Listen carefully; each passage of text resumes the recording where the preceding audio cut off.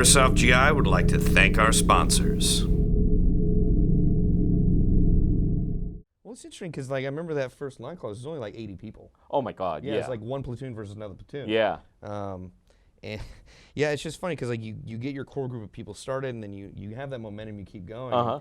And I remember, like, at least for me, I had a number of experiences that were so unique that felt like they were right out of a movie. Like, I got my entire squad.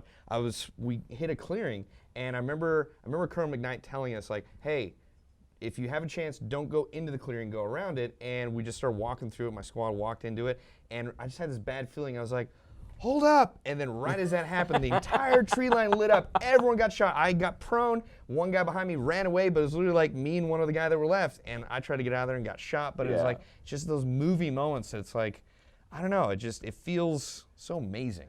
Talk about movie moments in Line Class 1. We all remember, if you haven't watched Black Hawk Down and you play Airsoft, dude, you really got to. It's a cool movie. And the myth from that movie was Colonel McKnight couldn't get shot. Well, obviously that's not true because he did get shot. Bullet grazed his neck. Shot his arm and thigh and all that kind of stuff during the battle. Really? But the first line clause, it was hilarious. Colonel McKnight had a bodyguard detachment, and Walter was his RTO, and they walked through this minefield. Yes. Every single one of them got killed except Colonel McKnight. We just sent him off in front of him, didn't he? Boom, next one. Boom, next one. Boom, Walter. Boom. It's like, all right, I'm going to go down this path. Get to go. Yeah. But another moment which I had the privilege of fighting in that particular scenario was we were looking at some enemy force by the tree, and we'll try to take the tree. And so the whole bodyguard detachment and Walter and I, we were fighting alongside Colonel McKnight. Every single one of us got killed. We all got hit, except Colonel. Oh, perfect. Yeah. I was like, what the hell? Well, This is can't just get like shot. the movie. Yeah. Why not? Damn. Oh my God, there's so many fun moments from Line Class 1 that I recall. I mean, Walter was really hardcore. You know, I like that about him because it looks like he's really into playing. He's was pretty aggressive. Yes. And they had all their faces painted up too. And that takes a certain level because I've done that before, and sometimes it's hard to get off. Right. So, but it does work.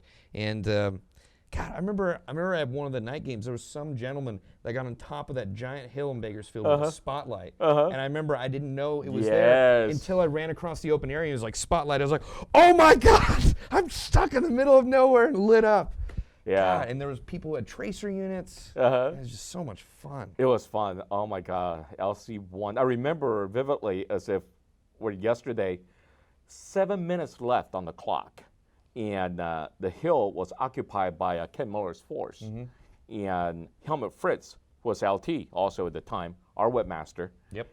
And he asked me, how much time do you have? I go, 7 minutes. So he rallied his whole platoon who were all dead. He said, come on, 7 minutes, we got time. Let's get down the hill and fight another one. I was like, wow. I mean, nowadays, 7 minutes, you see guys like, oh, yeah, I'm going to go back to the car. No, that counts. This guy rallied his platoon, and they went down and they fought back up the hill again.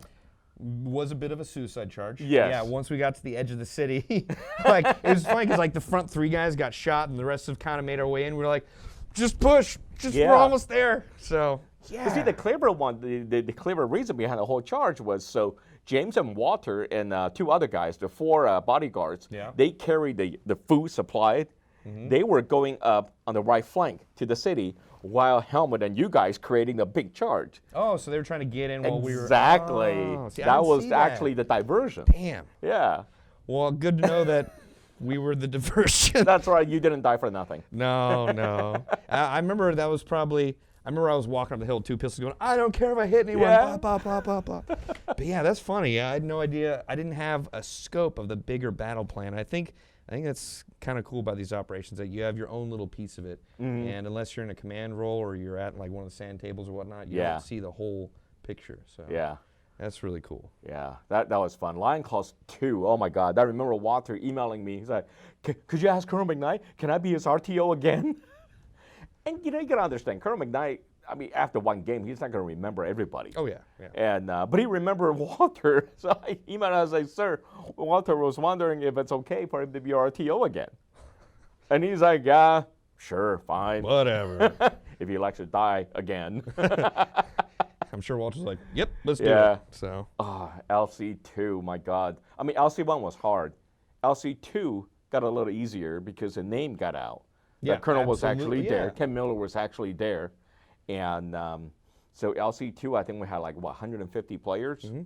And we had to cap at 150 because I feel 150 was pretty much that. Yeah, you don't want to, if you get too many, like, it makes the game not as fun. Yeah. So, yeah, there's a limit. Yeah. And I remember Sumerians came all the way down from San Francisco. Oh, yeah? And for us back then, that was a huge deal. Yeah, well, I'd heard of a bunch of teams up in SF or in NorCal, and yeah, you wouldn't expect to see them. So, Right.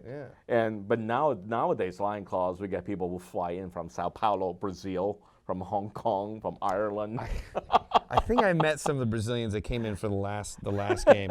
They came to our store and they're like, yeah, you know, we don't get much of this back home, and there's not big events, and we see these things online. We have to be here. Yeah. So it's cool to see, like, you know, the respect or the reputation you get from like all across the world. Yeah. You know, I mean, I know didn't you have like a big group of folks from mainland China that came in last year? Yeah, we got a few people from China. They're China via Hong Kong. Okay. Yeah. And also Taiwan. The one Filipino gentleman from Ireland was pretty interesting. That must have been a very interesting accent. Yeah. Yeah, Tagalog and Irish. Tagalog and Irish. That was pretty. He was such a cool dude. He's like, yes, I'm here representing Ireland. Hi, my name is Spencer. I'm a tech at Airsoft GI, and I've been playing Airsoft since 2006. Hi, my name is Tyler. I'm a phone rep here at Airsoft GI, and I've been playing Airsoft since 2003. Hi, my name is Daniel. I work here at the Airsoft GI walk-in store, and I've been playing Airsoft since 2003. The majority of the Airsoft GI staff plays Airsoft, which allows us to better understand and meet your needs.